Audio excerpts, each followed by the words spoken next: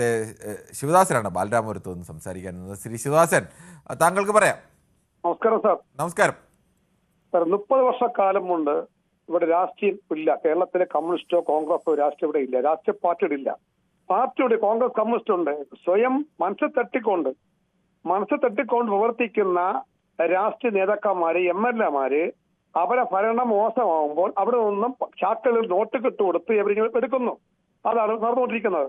അതുപോലെ തന്നെയാണ് ഇന്ന് ഏറ്റവും കൂടുതൽ പണം സമ്പാദിച്ചു വെച്ചിരിക്കുന്നത് രാഷ്ട്രീയ പാർട്ടികളാണ്. ഏറ്റവും വ്യവസായം എന്നുള്ള രാഷ്ട്രീയമാണ്. ജനാധിപത്യം ഇവിടെ ഇല്ല, മതേതരത്വം ഇല്ല. ഇവിടെ എല്ലാത്തിനും പണമാണ്. പണത്തിന് വേണ്ടി പരന്നും പറക്കൂല. എല്ലാം പണമാണ്. ഓരോ MLA-മാർ ഇന്ന് ഞാൻ നെഞ്ച് കൈവച്ച് പറയാം, ഇന്ന് ഏക ഒരു MLA പറയാൻ പറ്റുള്ളൂ നമുക്ക്, ഒരു രാധാകൃഷ്ണൻ സാർ. അദ്ദേഹം MP ആണ്, ഏക MP 7 വർഷത്തിന്റെ.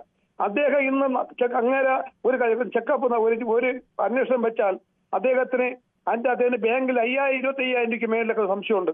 അതാ രാഷ്ട്രീയ പ്രവർത്തനം. അതേപോലെ ഇപ്പോൾ നമുക്ക് 7 വർഷത്തിൽ ഒരു മന്ത്രിയുണ്ട്, കൃഷിവകുപ്പ് മന്ത്രി. അദ്ദേഹം പോണതും വരണതും കണ്ടാൽ, അദ്ദേഹം ആഹ്വാനവും കണ്ടാൽ അതൊരു MLA മാതൃകയാക്കാൻ വേണ്ടിയുള്ള MLA-മാരോട് ഉണ്ടോ? ഒരു മന്ത്രി കോൺഗ്രസിലും കമ്മ്യൂണിസ്റ്റിലും ഉണ്ടോ? BJP വന്നിട്ടില്ല. ഞാൻ കോൺഗ്രസ് പറയണേ, കോൺഗ്രസ് പറയണേ, ഒരു CPM-കാരനോ ഒരു കോൺഗ്രസ്സുകാരനോ അതേപോലെ മാതൃക കാട്ടാൻ പറ്റുമോ? പറ്റൂല സാറേ.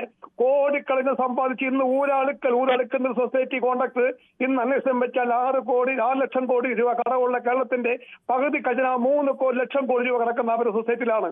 ഇത് സത്യമായി എല്ലാവർക്കും അറിയുന്ന കാര്യമാണ്. നെല്ല് കഴിക്കുന്ന എല്ലാവർക്കും അറിയാം. രാഷ്ട്രീയം എത്ര വരും എന്നുള്ളതൊന്ന് ആലോചിച്ചിട്ട് വേണം പറയാൻ. നമ്മൾ ഈ ലക്ഷം കോടി എന്നൊക്കെ പറയുന്നത് ഇതാണ് സത്യമായ കാര്യങ്ങൾ. ശരി ഓക്കെ. നമ്മൾ ഒരു തുകയൊക്കെ പറയുമ്പോൾ ജീവിക്കാൻ പറ്റൂല.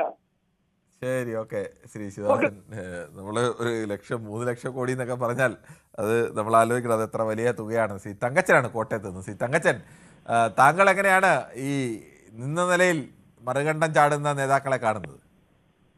നമസ്കാരം സാർ. നമസ്കാരമുണ്ട്.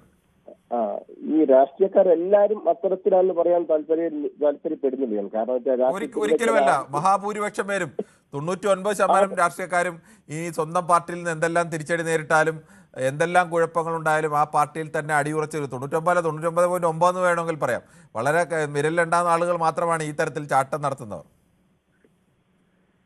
അതിന് ഉദാഹരണത്തിന് എനിക്ക് പറയാനുള്ളത്, കുഞ്ഞിക്കണ്ണന്റെ തീരുമാനം തന്നെ നമുക്കറിയാമല്ലോ. തീർച്ചയായിട്ടും അയാൾ ആദർശിന്റെ പേരിൽ മാത്രം മാറിയത്. അസ്കർ എന്തിനാ മാറിയത്? അസ്കർ മാറിയത് എന്തെന്ന് വെച്ചാൽ പിണറായി വിജയനെ വിമർശിച്ചതിന്റെ പേരിൽ അസ്കറിനെ മാറ്റി. അത്തരം കാര്യങ്ങൾ അത്തരം കാര്യം പറയുന്നതോട് പാർട്ടിക്ക് എതിർപ്പാണ്. അതിനുപരിയായിട്ട് കോൺഗ്രസ് ആണെങ്കിലും കമ്മ്യൂണിസ്റ്റ് ആണെങ്കിലും മുന്നണി ബന്ധം പാടെ തകർന്നിരിക്കുന്നു. നമുക്കറിയാം 80-ൽ ഇടതുപക്ഷവും വലതുപക്ഷവും മുന്നണി രൂപീകരിച്ചപ്പോൾ ഘടകകക്ഷികളായിരുന്നു. കൂടുതൽ വാർത്തകൾക്ക് News 18 Keralam YouTube channel subscribe ചെയ്യുക.